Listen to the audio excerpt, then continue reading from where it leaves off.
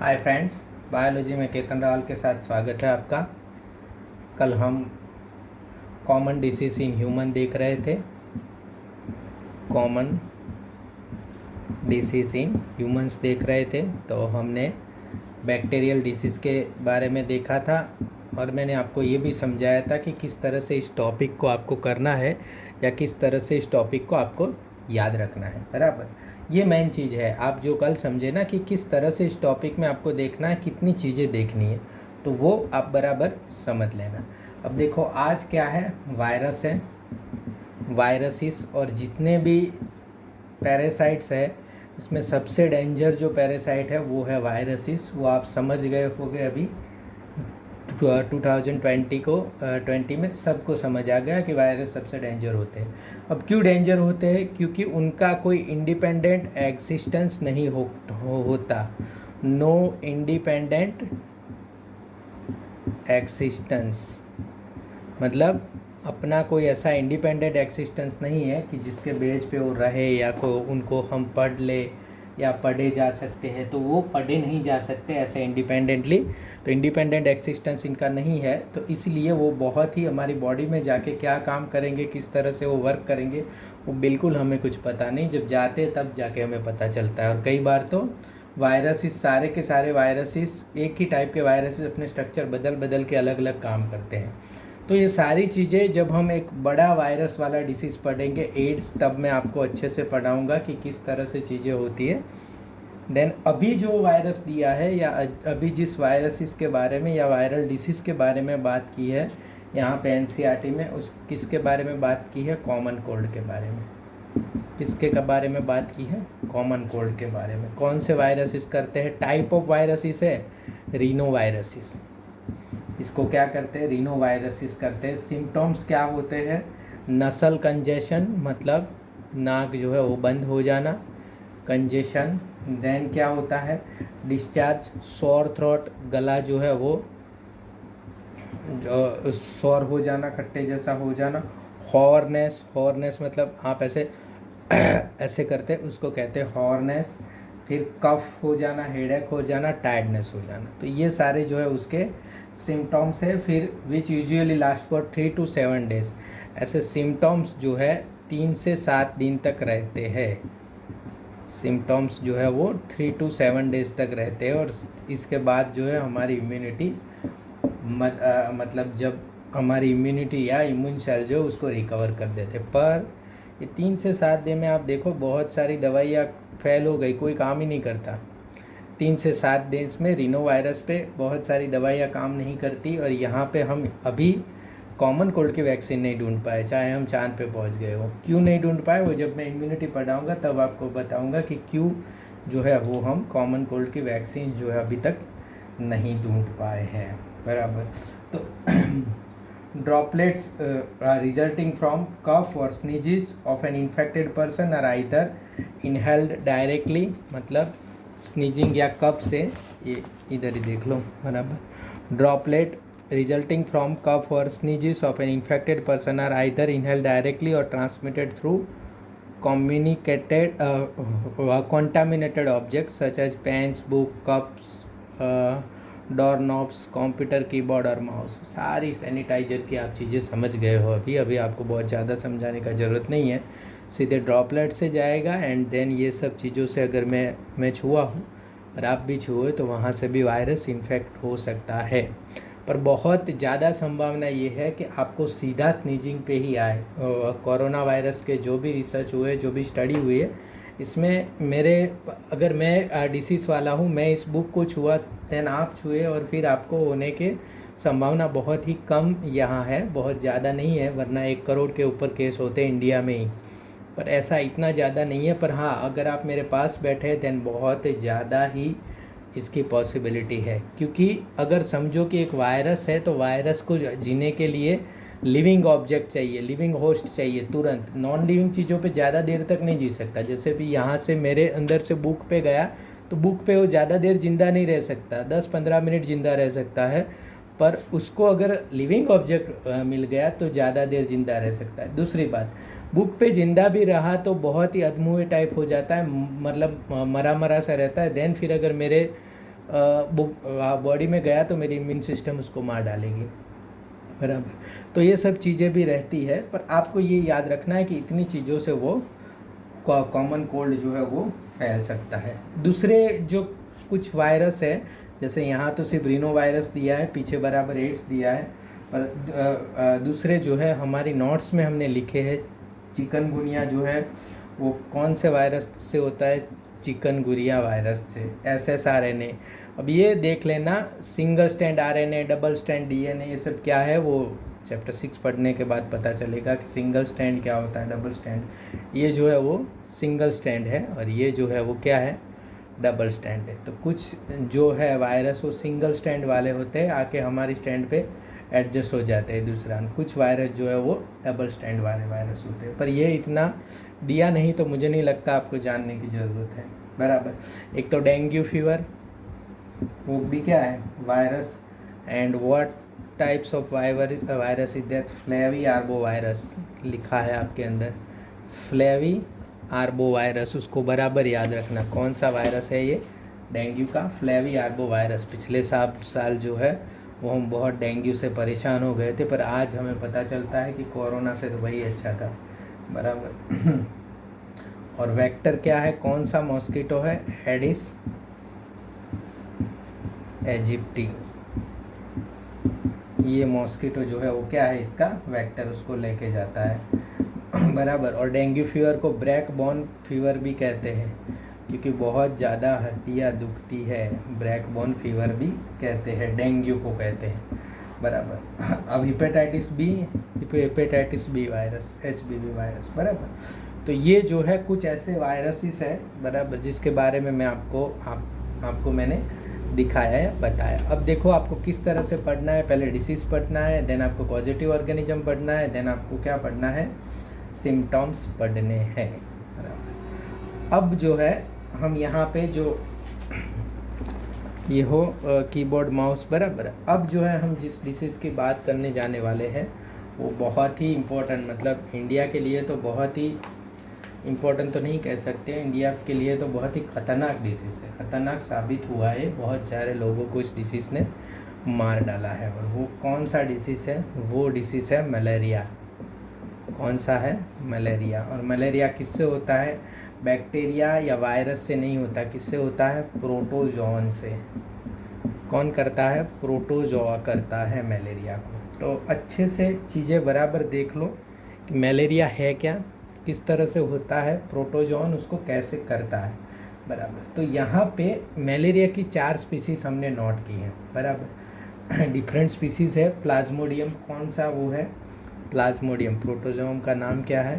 Plasmodium, बराबर। और Plasmodium की 4 स्पीसीज़ है, वो 4 टाइप के मलेरिया करती है। तो फर्स्ट है वाइवेक्स, ये बहुत ज़्यादातर हमारे यहाँ पे देखने को मिलता है, बराबर, प्लाज्मोडियम वायलेस। फिर प्लाज्मोडियम फाल्सिपेरम, जहरी मलेरिया जिसको हम कहते हैं, या जिससे डेथ होने की संभावना होती है, वो ये है प्लाज्मोडियम फाल्सिपेरम। अगर वाइवेक्स हो तो आपको, अब आप जब मलेरिया पैरासाइट का रिपोर्ट करवाओगे, देखो जैसे कि विडाल टेस्ट पॉजिटिव आएगा तो आपको क्या पता चलेगा? यस, टाइफाइड हो गया आपको, बराबर। अगर ये लोग लिखेंगे मलेरिया पैरासाइट सिन, बराबर, तो आप इसका क्या मतलब है, कौन सा मलेरिया? फिर नीचे लिखा होगा प्लाज्मोडियम वाइवेक्स, बराबर। तो ये अगर वाइवेक्स लिखा है देन आपको कोई इतना ज़्यादा चिंता करने की ज़रूरत नहीं। पर अगर फाल्सिपेरम लिखा है तो आप बहुत ही ज़्यादा चिंतित हो जाना, क्योंकि चिंता की बात है, बराबर। मोस्ट सीरियस टाइप का जो मलेरिया है वो फाल्सिपेरम है। थर्ड वाला आता है प्लाज्मोडियम ओवल। अब ये देखो इंडिया में इतना नहीं देखने को मिलता, बराबर, बाहर के देशों में, अफ्रीका वगैरह में देखने को मिलता है Plasmodium Oval. And last type जो है वो प्लाज्मोडियम मलेरिए। तो ये 4 टाइप के आपको यहाँ पे देखने को मिलेंगे मलेरिया, प्लाज्मोडियम प्रोटोजोन के साथ। अब देखो ये प्लाज्मोडियम प्रोटोजोन है, वो उसकी पूरी लाइफ साइकिल जो है वो 2 होस्ट को लेके पूरी करता है। किसको लेके पूरी करता है? 2 होस्ट चाहिए उसको, टू होस्ट चाहिए, बराबर याद रखना है, ये बहुत ही इंपॉर्टेंट चीज़ें है। और इसके आप मतलब ये तो बाद में भी आपको इसमें क्वेश्चन रहेंगे तो हम सॉल्व होते जाएंगे, हम करते रहेंगे। देखो दो होस्ट होते हैं, एक कौन होता है मॉस्किटो और वो है प्राइमरी होस्ट मॉस्किटो, और देन दूसरा कौन होता है मैन मनुष्य। अब मॉस्किटो में ये रहते हैं एंड देन यहाँ पे आते हैं ह्यूमन में। अब देखो क्यों ऐसे दो होस्ट की ज़रूरत पड़ी, तो ये क्या करते हैं सेक्सुअल रिप्रोडक्शन जो है वो यहाँ करते हैं एंड एसेक्सुअल जो है वो यहाँ करते हैं। अब एसेक्सुअल रिप्रोडक्शन ये लोग जब करते हैं तो क्या बनाते हैं गैमेट्स। देखो सेक्सुअल रिप्रोडक्शन के लिए हमें चाहिए क्या, गैमेट्स चाहिए कि नहीं, तो ये गैमेट्स कहाँ बनाते हैं इंसान में बनाते हैं, देन फिर यहाँ पे गैमेट्स जाते हैं एंड देन जो है वो सेक्सुअल रिप्रोडक्शन करते हैं। देखो पहले पूरा समझ लो, फिर नाम बाप का तो आपको अच्छे से पता चल ही जाएगा, इसमें कोई ज़्यादा इतना वो है नहीं। पहले समझ लो कि होता क्या है यहाँ पे, बराबर किस तरह से जो है ये चीज़ें फैलती है या किस तरह से जो है वो आगे जाता है। जैसे हमें पता है कि कौन सा मॉस्किटो होता है फीमेल एनोफिलिस, फीमेल एनोफिलिस। अब देखो मेल क्यों नहीं होता, फीमेल एनोफिलिस ही क्यों होता है, सबसे पहला तो क्वेश्चन यही है, बराबर। तो मेल इसलिए, देखो कोई भी जब भी आपको कोई मच्छर काटता है तो मेक श्योर वो मेल नहीं होता, मेल बेचारे काटते वाटते नहीं हैं, बराबर वो फीमेल ही होती है। तो मक्खी ही काटती है, मच्छर आपको काटता वाटता नहीं है। क्यों फीमेल होती है, क्योंकि फीमेल को वो उसकी प्रेगनेंसी होती है, तो प्रेगनेंसी के टाइम उसको क्या चाहिए, न्यूट्रिशन चाहिए। जैसे हमारी फीमेल न्यूट्रिशन लेती है ना, बराबर, तो वैसे इनकी फीमेल्स को भी न्यूट्रिशन चाहिए। पर हमारी फीमेल्स को, जैसे इंसान की फीमेल्स को न्यूट्रिशन चाहिए होता है, तो उसके हस्बैंड को कहती है कि जाओ न्यूट्रिशन लेके आओ, पर यहाँ इनकी फीमेल्स को न्यूट्रिशन चाहिए होता है तो वो हमें ही परेशान करती है, उनके हस्बैंड को परेशान नहीं करती। तो देखो ये फीमेल्स जो है वो क्या करती है, उनको न्यूट्रिशन चाहिए, उनको न्यूट्रिशन चाहिए, इसलिए क्या हमारा ब्लड उनको न्यूट्रिशन देता है, तो इसलिए वो क्या करती है, काटती है। समझ में आ गया। तो फीमेल एनोफिलिस हो या कोई भी हो, सारी फीमेल ही आपको काटती है, तो वो आप थोड़ा ध्यान रखना। अब फीमेल एनोफिलिस मॉस्किटो जो है वो क्या होता है, वो वेक्टर है, बराबर, या ट्रांसमिटिंग एजेंट कहो या फिर उसको कहो कि प्राइमरी होस्ट। वेक्टर जो है वो हमारे लिए, वो मच्छर का उसके लिए प्रोटोजोआन के लिए तो वो क्या है, वो है प्राइमरी होस्ट। देखो अब ये जैसे कि हम, क्योंकि साइकिल है कहीं से तो स्टार्ट करनी पड़ेगी, तो हम इधर से स्टार्ट करते हैं कि जैसे जो मच्छर ने हमें यहाँ पे काटा, तो ऐसे हाथ दिया है आपका इसके, तो यहाँ वाह वाह मस्त हाथ आ गया, तो बराबर यहाँ पे हमें काटा तो हमारे ब्लड में गया। तो अब ये आपको पता है कि पैरासाइट को जहाँ अच्छा लगेगा और उनके लिए एनवायरनमेंट ठीक होगा वहाँ जाएंगे, बराबर। तो जब, और इस पे नाम भी बहुत है, मलेरिया साइकिल वैसे जो आपको दी है इससे बहुत बड़ी है, पर यहाँ पे आपको इतने ही नाम याद रखने, ज़्यादा वाले याद नहीं रखने, बराबर। तो यहाँ पे आपको अंदर जो काटेगा तो वो अंदर से क्या आएगा, स्पोरोजॉइड्स, स्पोरोजॉइड्स क्या आएगा, स्पोरोजॉइड्स, याद रखो। और वो कहाँ होगा, यहाँ पे उनके मुंह में होगा, सलाइवा में। स्पोरोजॉइड्स कहाँ आएंगे, उनके सलाइवा में होंगे। यहाँ इसकी मच्छर की सलाइवा में जैसे ही काटेगा स्पोरोजॉइड्स अंदर आएगा। क्लियर हुआ। देन वो जाएगा कहाँ जाएगा, वो हमारे लीवर में जाएगा। कहाँ जाएगा, लीवर में जाएगा। उसके रहने की जो जगह है या जो कंड्यूसिव एनवायरनमेंट है वो लीवर सेल में मिलेगा। फिर से आप वो क्वेश्चन मुझे बिल्कुल कर सकते हो कि सर लीवर में क्यों, तो मैंने आपको आंसर पहले ही दे दिया है कि लीवर में इसलिए क्योंकि उनको जहाँ उनके लिए थोड़ा अच्छा लगेगा वहाँ वो जाएंगे, जहाँ के एनवायरनमेंट के लिए वो ठीक है वो, तो लीवर में जाएगा, बराबर। लीवर में क्या जाएंगे, स्पोरोजॉइड्स। देखो अलग अलग बुक में फिर उसके अलग अलग नाम दिए कि इससे बाहर निकलेगा तो मैरोजॉइड्स और ये और वो, पर आपको ये सब नाम याद नहीं रखने क्योंकि आपके लिए इम्पोर्टेंट नहीं है, बराबर। तो ब्लड से लीवर में जाए। अब देखो लीवर में जाके लीवर के सेल में ये क्या करते हैं, एसेक्सुअली रिप्रोड्यूस करते हैं स्पोरोजॉइड्स। समझ में आया। लीवर में जाके लीवर के सेल में वो एसेक्सुअल रिप्रोडक्शन करते हैं स्पोरोजॉइड्स, और बहुत सारे, जैसे एक सेल में बहुत सारे स्पोरोजॉइड हो जाते हैं तो कि सेल को क्या करते हैं, तोड़ देते हैं और बाहर रिलीज हो जाते हैं। देन इस सेल को तोड़ के फिर बाहर रिलीज हो गए, समझ में आया, लीवर में गए, लीवर के सेल में गए, लीवर के सेल में जाके रिप्रोडक्शन शुरू किया अपना, एसेक्सुअल रिप्रोडक्शन, बहुत सारे हो गए, सेल को तोड़ गए, देन आगे चले गए। अब आगे वो कहाँ जाएंगे, वो जाएंगे आरबीसी में। दूसरा उनका जो टारगेट होगा वो क्या होगा, आरबीसी। प्राइमरी टारगेट हमेशा लीवर सेल होगा एंड देन सेकेंडरी टारगेट जो है वो क्या होगा, आरबीसी होगा।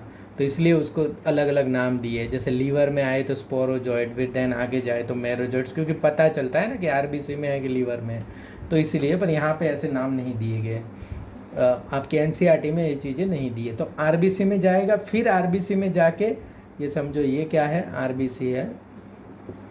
फिर आरबीसी में जाके क्या करेगा, फिर एसेक्सुअली रिप्रोड्यूस करेगा, मतलब एसेक्सुअल रिप्रोडक्शन करेगा, बराबर। एंड देन जो है वो इस सेक्सुअल रिप्रोडक्शन करके आरबीसी को तोड़ेगा, आरबीसी को क्या करेगा, तोड़ेगा। अब देखो यहाँ पे आरबीसी को जब वो तोड़ेगा तो इसमें से एक टॉक्सिक सब्सटेंस रिलीज होगा जिसको क्या कहते हैं, हीमोजॉइन।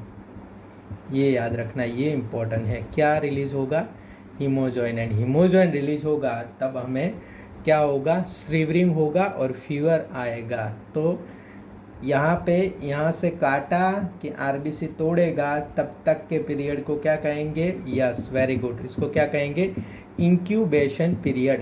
क्या कहेंगे, इंक्यूबेशन पीरियड। देन हीमोजॉइन रिलीज होगा तब हमें बुखार आएगा। तो हीमोजॉइन रिलीज होगा एंड देन जो है वो यहाँ पे हमें बुखार आएगा। और यहाँ पे ये जो सारे एसेक्सुअल रिप्रोडक्शन हुए वो सारे क्या है, गैमेटोसाइट्स है। क्या है, गैमेटोसाइट्स है। अब देखो फिर से जो है गैमेटोसाइट्स आगे जाते हैं तो वो मेल एंड फीमेल गैमेट्स में अलग हो जाते हैं। क्या है, male gametes and female gametes. Clear होगा, इतना चीज़ें जो है वो ह्यूमन में होती है। फिर से आप देख लो, मच्छर काटेगा एंड देन कहाँ आएगा, सीधा आपके लीवर में, सेल में स्पोरोजाइट्स आएंगे। स्पोरोजाइट क्या हो गए, वहाँ पे लीवर के सेल पे मल्टीप्लाई हो गए, देन वो कहाँ जाएंगे, आरबीसी में। आरबीसी में फिर से सेक्सुअल रिप्रोडक्शन होगा, देन हीमोजॉइन रिलीज होगा, आपको फीवर आएगा। देन ये आगे जो है ये गैमेटोसाइट जो है मेल एंड फीमेल गैमेट में अलग अलग हो गए, male gamete and female gamete. तो इतना काम यहाँ पे होगा मैन में, ह्यूमन में, बराबर। देन अब आगे जाएगा तो आगे कहाँ जाएगा, यहाँ पे मॉस्किटो। अब मॉस्किटो देखो, ऐसे यहाँ जो मॉस्किटो काटना है ना, सेम टू सेम जब मॉस्किटो काटेगा यहाँ दो काम हो गए। एक तो अपना स्पोरोजाइट अंदर डालेगा एंड देन जो ये यहाँ पे ब्लड को सक करेगा। तो अगर समझो किसी को मलेरिया हो ही गया है तो उसके मलेरिया में इसके अंदर, इसके ब्लड में ये फीमेल एंड मेल गैमेटोसाइट हो गए कि नहीं हो गए, बराबर। तो ये जब सक करेगा ब्लड को तो फीमेल के मतलब मेल एंड फीमेल गैमेटोसाइट इसके अंदर जाएंगे, मच्छर के अंदर जाएंगे। Male and female gametocyte clear हुआ, और मेल एंड फीमेल गैमेटोसाइट इसके अंदर जाएंगे। देखो बराबर याद रखना, जब ये मच्छर हमें काटेगा तो स्पोरोजाइट तो अंदर आएंगे। समझो कि हमें मलेरिया हो चुका है पहले से, बराबर। तो अब तो ये स्पोरोजाइट आके कुछ बहुत ज़्यादा हमारा ख़राब करने वाले है नहीं, बराबर, क्योंकि अब तो सारा इम्यून सिस्टम भी एक्टिव है, सब कुछ है। पर ये मच्छर जो है इसमें ये गैमेटोसाइट चले जाएंगे, बराबर। तो मच्छर हमारा ब्लड जो जब हमें काटता है तो ब्लड हमारा लेता है, तो इसमें ये क्या, मेल एंड फीमेल गैमेटोसाइट चले गए, बराबर। आ गया समझ में। अब ये मेल एंड फीमेल गैमेटोसाइट से वो जाएंगे कहाँ, इसमें जाएंगे इसके गट में, बराबर। और गट में जाके फर्टिलाइजेशन होगा एंड यहाँ पे डेवलपमेंट्स होगा। और उस डेवलपमेंट को हम क्या कहेंगे, उसको कहेंगे ऊकाइनेट्स। क्या है, उस डेवलपमेंट वाला जो पीरियड है या डेवलपमेंट वाले जो मच्छर है, क्योंकि यहाँ पे गोल गोल हो गए वो, और वहाँ जाके क्या हो जाएंगे वो, वहाँ जाके वो हो जाएंगे ऐसे।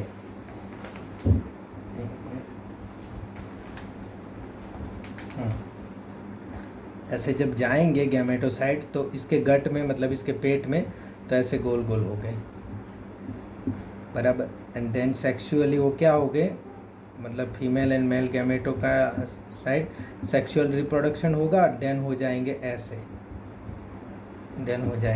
और इस ऐसे जब हो जाएंगे, बराबर, जाइगोट एलोंगेट्स हो गए, ऐसे हो जाएंगे, तब क्या बोलेंगे हम इसको, ऊकाइनेट बोलेंगे, बराबर। अब ऊकाइनेट यहाँ गट से मूव हो जाएंगे, क्योंकि ऐसे हो जाएंगे तो ब्लड से फिर ये गट से मूव हो जाएंगे एंड स्टमक जो है, स्टमक से वॉल पे ऐसे स्टमक की वॉल से आगे जाएंगे, बराबर। और ये सरफेस ऑफ स्टमक पे, स्टमक के सरफेस पे ये ऊकाइनेट्स क्या हो जाते हैं, ऊसाइड्स, बराबर।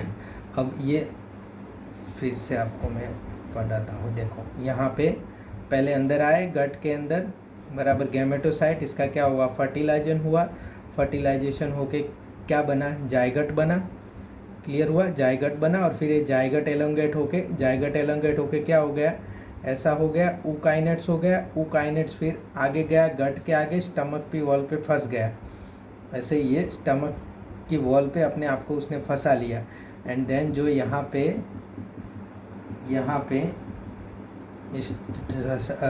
स्टमक की सरफेस पे जब ऊकाइनेट फंसता है, तब इस जगह को हम उसको क्या बोलते हैं, ऊसाइड्स। देखो यहाँ पे नाम बहुत इंपॉर्टेंट है, समझ में आया, ऊकाइनेट्स कब कहते हैं, ऊसाइड्स कब कहते हैं, बराबर। तो ये ऊसाइड्स हुआ। एंड ऊसाइड्स जो है वो ऊसाइड्स के अंदर छोटे छोटे जो बच्चे होते हैं जो जन्म ले रहे हैं, उसको क्या कहेंगे हम, स्पोरोजॉइड्स। समझ में आ गया होगा। और जैसे ही ऊसाइड्स अपनी दीवार से ऐसे ये होगा, ब्रेक होगा, अंदर से स्पोरोजॉइड्स निकलेंगे एंड स्पोरोजॉइड्स यहाँ पे अंदर से निकलेंगे तो सीधे बाहर की ओर भागेंगे। तो बाहर की ओर भागेंगे तो और कहाँ आके फंसेंगे, ये मॉस्किटो के सलाइवा में आके फंसेंगे, और तो कहीं जा नहीं सकते बाहर। तो ये स्पोरोजॉइड्स जो है, तो स्पोरोजॉइड्स जो है वो कब हो रहा है, देखो ये स्पोरोजॉइड से अंदर गए, लीवर के सेल में गए, एसेक्सुअल रिप्रोडक्शन, देन आरबीसी में गए, फिर से सेक्सुअल रिप्रोडक्शन, गैमेटोसाइट हो गए, female gametocyte, male gametocyte, then मच्छर के पेट में आ गए, वहाँ पे क्या हुआ, वहाँ पे ये जो है वो ऊकाइनेट्स हुए, जाइगोट हो गए, पहले सेक्सुअल रिप्रोडक्शन हुआ, फिर ऊकाइनेट्स हुए, फिर स्टमक की वॉल में आगे फंस गए, देन ऊसाइट हुआ, एंड देन ऊसाइट्स में से फिर से क्या हो गया, स्पोरोजॉइट्स हो गया, बराबर, क्लियर हो गया। बॉडी कैविटी के अलग अलग ऑर्गन में जाके वो फंस जाते हैं, सैलिवरी ग्लैंड है या जहाँ पे भी उनको लास्ट जो है गेट मिले, वहाँ पे आके वो फंस जाते हैं। अब देखते हैं हम, क्लियर कट आप समझ गए होंगे। अब देखते हैं हम बुक में इसके लिए क्या लिखा है, या बुक में एनसीईआरटी इसके लिए क्या कहती है मलेरिया के लिए। Some of the human diseases are caused by protozoans too. You might have heard about malaria, a disease man has been fighting since many years. Plasmodium, a tiny protozoan, is responsible for this disease. Different species, 4 मैंने आपको बता दिया, Plasmodium pyvax, Malaria falciparum are responsible। देखो OL नहीं लिखी यहाँ पे देखने नहीं मिलती, इसलिए वैसे 4 है, बराबर। For different types of malaria, of these malignant malaria caused by Plasmodium falciparum is the most serious one and can even be fatal। पूछते हैं, बार बार पूछते हैं ये। Let us take a glance at the life cycle of Plasmodium। ये लोग glance ले रहे हैं लाइफ साइकिल ऑफ प्लाज्मोडियम। पहले आप इसको अच्छे से यहाँ पे देख लो, या तो ऐसे करो, आपकी बुक का ये पेज खोल लो एंड जो मैं पढ़ रहा हूँ वो देखो, तब आपको थोड़ा ज़्यादा अच्छा लगेगा या ज़्यादा आप इसको रिलेट कर पाओगे। Plasmodium enters the human body as sporozoites, sporozoites में एंटर करता है infectious form through the bite of infected female anopheles mosquito. The parasite initially multiply within the liver cell and then attack the red blood cell resulting in their rupture। बराबर, पहले कहाँ है, liver cell में करता है वो attack, and फिर जो है वो आरबीसी में या रेड ब्लड सेल्स में करता है। द रप्चर और RBC is associated with the release of toxic substance haemozoin, ये पूछेंगे, which is responsible for the chill and high fever recurring every 3 to 4 days, बराबर। तो यहाँ पे 3-4 दिन बाद यहाँ पे हाई फीवर आपको आता है। When a female anopheles mosquito bytes N infected person, this parasites enter the mosquitoes body and undergo further development. फिर से फीमेल मॉस्किटो काटता है, बराबर, तो ये सारे के सारे इसके अंदर चले जाते हैं। देखो यहाँ एकदम क्लियर तरीके से गैमेटोसाइट्स नहीं लिखा, वो इसके अंदर क्या जाते हैं, gametocytes। The parasites multiply within them to form sporozoite that are stored in their salivary glands. और फिर oocytes और वो सब कुछ भी नहीं बोला, उन्होंने कहा कि ये वहाँ पे सैलिवरी ग्लैंड्स में जाके लग जाते हैं। When this mosquito bite human the sporozoites are introduce into his her body. फिर से वो मॉस्किटो बाइट करता है तो स्पोरोजाइट इसकी बॉडी में आते हैं, thereby initiating the events mentioned above. It is interesting to note that malaria parasite requires two hosts, human and mosquito, to complete its life cycle. The female Anopheles mosquito is the vector 2. बराबर। तो पर यहाँ पे primary host and secondary host वाला बराबर याद रखना। Primary जो है वो क्या है, फीमेल मॉस्किटो है, क्योंकि वहाँ पे सेक्सुअल रिप्रोडक्शन होता है। और सेकेंडरी जो है वो क्या है, ह्यूमन है। तो मॉस्किटो इज़ द वेक्टर 2, तो ये वेक्टर भी है और यहाँ पे ये भी होता है। तो देख लो यहाँ पे clear cut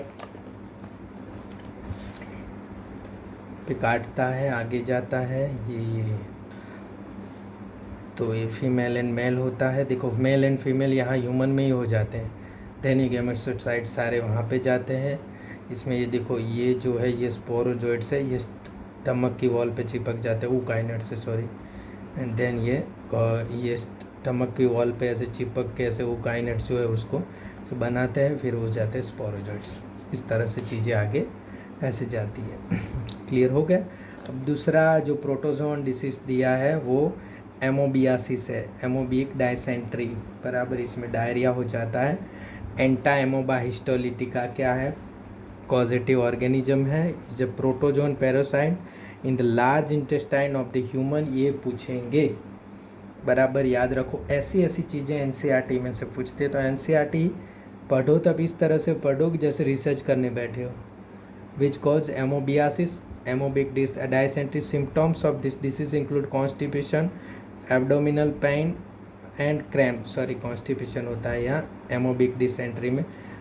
disease include constipation, abdominal pain and cramps, stool with excess mucus and blood clots.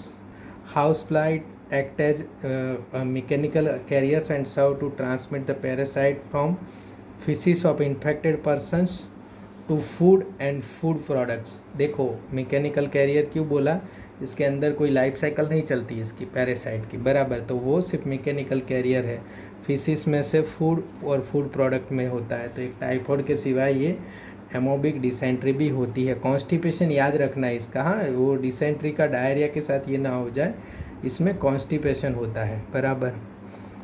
From faeces of to food products thereby contaminating them. Drinking water and food contaminated by the fecal matter are the main source of infection. तो देखो typhoid है, cholera है and ये वाला amoebic dysentery है जो वो contaminated food या वाटर से होती है। क्लियर हुआ। तो ये क्या थे, वायरल के थे, पैरासाइट्स थे। कल हम हेलमिन्स के देख लेंगे, बराबर के हेलमिन्स के किस किस तरह से चीज़ें होती है और देख लेंगे कि किस किस तरह से उनको रोका जाए। देन हमारे पास बहुत ही इंपॉर्टेंट टॉपिक आएगा इम्यूनिटी। होप लेक्चर समझ में आ गया होगा। जो भी चीज़ ना समझ में आई हो वो कमेंट करना, तो नेक्स्ट लेक्चर में हम उसको कवर करने का ट्राई करेंगे। Thank you very much students.